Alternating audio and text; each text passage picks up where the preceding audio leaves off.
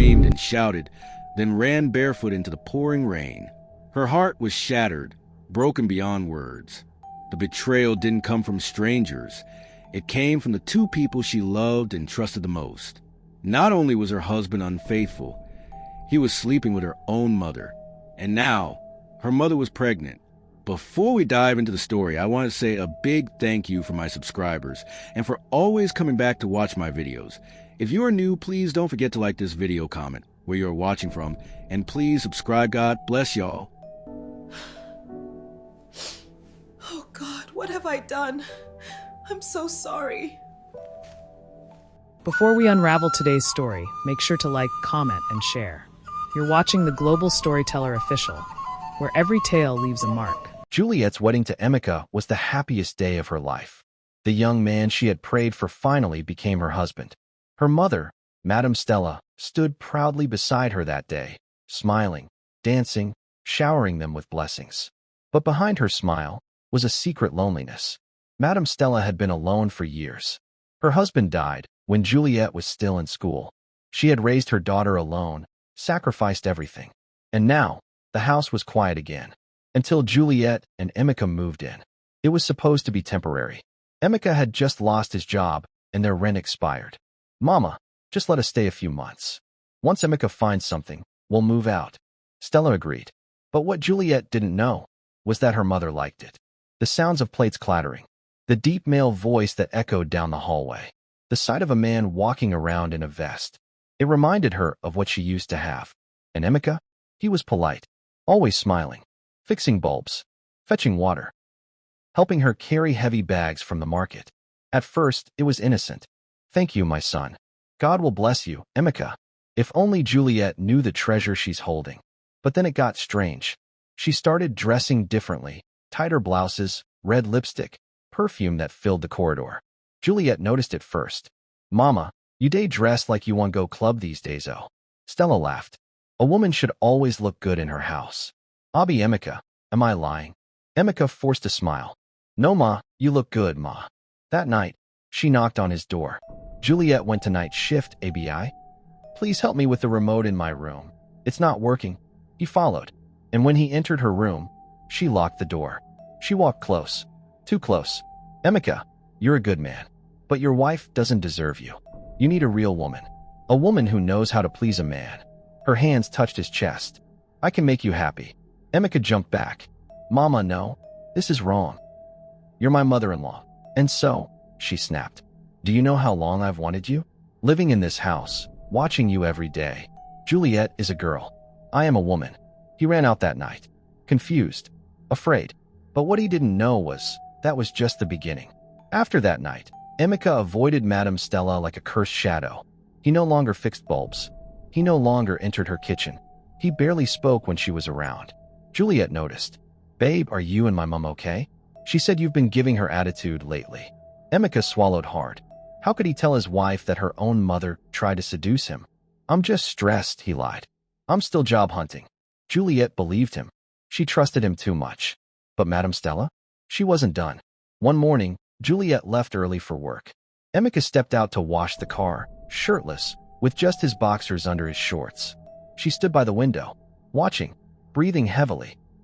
When he came inside to get water, she blocked the hallway, wearing only a silk nightgown. "Emeka, stop running from me." "Mama, please." "Shut up."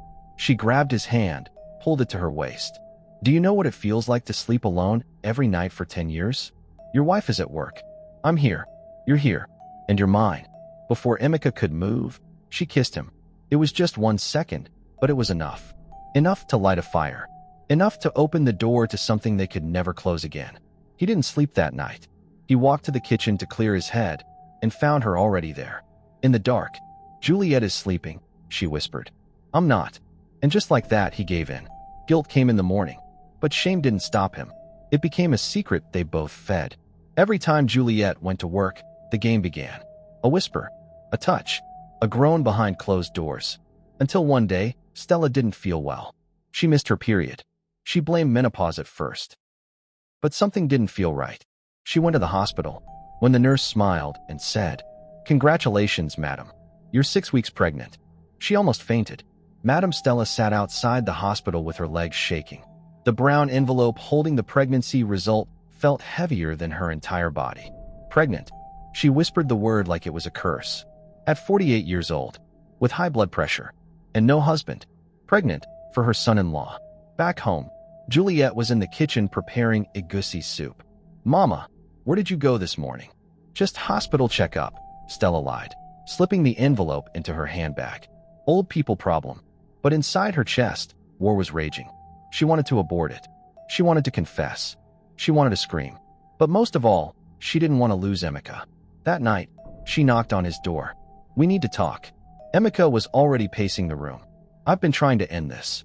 I feel like I'm losing my mind." "You already lost it," Stella snapped, eyes wild. "I'm pregnant." He froze. "What? 6 weeks. And you know what? I'm keeping it." No, Mama, please. You can't do this. Juliet will die. I will die." But she was already planning. "If I say the father is one man I met recently, will she question it? Will you deny me? Will you shame me in public?" Emeka held his head. "God, what have I done?" Crescent moon days turned to weeks. Madam Stella started eating odd things. She walked around the house rubbing her belly. Juliet grew suspicious. "Mama, you day add weighto. What didn't you day chop behind my back?" "Pregnancy food," she said casually. Juliet laughed. "Pregnancy KH? Mama, you know serious." Stella smiled. But Emeka was already dying inside. The truth was a ticking time bomb. And the woman holding the trigger was wearing Juliet's mother's face. Juliet stood at the kitchen sink, washing plates, when she heard her mother vomiting for the 3rd time that morning. She paused. "Mama? You okay?" From the bathroom, Stella's weak voice came out. "I think I ate too much pepper yesterday." But Juliet's mind started ticking. Her mother had been acting strange. No more waist pain complaints. No more talking about arthritis. Just cravings and mood swings. That afternoon, Juliet saw it. A white envelope on the table. The hospital logo stamped in red. She knew her mother had gone for a checkup last week. Maybe this was it. She wasn't the type to snoop, but something in her spirit pushed her. She opened the envelope. And the first thing she saw? Pregnancy confirmed. 6 weeks gestation. Her heart stopped. "What?" she whispered. Who? Who got my mother pregnant?" That night, she confronted Stella. "Mama, you're pregnant." Stella blinked. "Caught." "Juliet, I wanted to tell you, but..." "With who? Does it matter?" "Mama, you're 48. It matters." Stella stood slowly. Her face hardened. "You want the truth?" Juliet's chest was pounding. "Say it. Say the man's name." And Stella did. She pointed to the man standing at the doorway. Him. Juliet turned. It was Emeka. He was crying already. "Juliet, I swear, I didn't plan it. I wanted to tell you. I made a mistake." Juliet screamed. "You slept with my mother? In this house?" She grabbed the wine bottle from the table and threw it at the wall. It shattered. Stella tried to hold her. "Don't touch me," she shouted. "You are dead to me. Both of you." She ran into the rain, barefoot, crying like a mad woman. That night, 3 lives broke into pieces. Juliet moved out. Emeka stayed with guilt. Madam Stella continued growing a child that no one prayed for. But karma had not yet arrived, because what grew in Stella's womb would bring a twist no one saw coming. Months passed. Juliet disappeared. No calls, no texts, not even a whisper of her name. Stella, now visibly pregnant, walked the streets like a ghost. Her neighbors whispered. Church members stopped greeting her. Even market women hissed when she passed. Look at her. Old woman pregnant like a teenage girl. She seduced her daughter's husband. Oh, shameless mother. But Stella didn't care. She had Emeka, or so she thought, because Emeka was dying inside. Each day, he stared at her belly and saw shame. He avoided her touch, slept on the couch, ate in silence. "You said you'd love me," she reminded him one night. "I said that when I was drowning," he replied. "Now I'm awake, and I regret everything." Finally, the baby came. A girl. Small, silent, pale-skinned. But something was off. The doctors noticed it first. "Sir, we need to run a DNA test. There's a complication." Stella screamed. "Is it sickle cell? Is it jaundice? What complication?" But when the results came, Emeka was not the father. He stared at the paper. "What?" The doctor shook his head. "He's not biologically related to the baby, not even 1%. Madame Stella fainted. When she woke up, her mouth hung open. Then, whose child? That's when Juliet walked in. Calm, glowing. I have your answer. She dropped her phone on the table and played a video. In it, Madame Stella, kissing and crawling on another man. A bricklayer who came to fix the broken wall one afternoon. I planted a camera the night I left, Juliet said coldly. I knew neither of you could be trusted. She turned to Emika. You broke me, but God fixed me. Now I live in peace. She turned to her mother. You wanted to destroy me. You destroyed yourself. Then she walked out, never looked back. Emika, broken and alone. Stella, holding a child that even karma rejected. Juliet, reborn, healed, untouchable.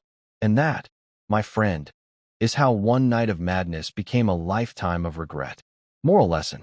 No matter how strong temptation is, betrayal always comes with consequences. When desire crosses the line of loyalty, families are torn apart, and some wounds never heal. Respect your home. Protect your boundaries. Because once trust is broken, even DNA can't fix it. If this story shook you, don't just scroll. Drop a comment. What would you do if this happened to you? Like the video, subscribe for more real-life betrayals, and share it with someone who needs to hear this lesson. Asterisk. The end.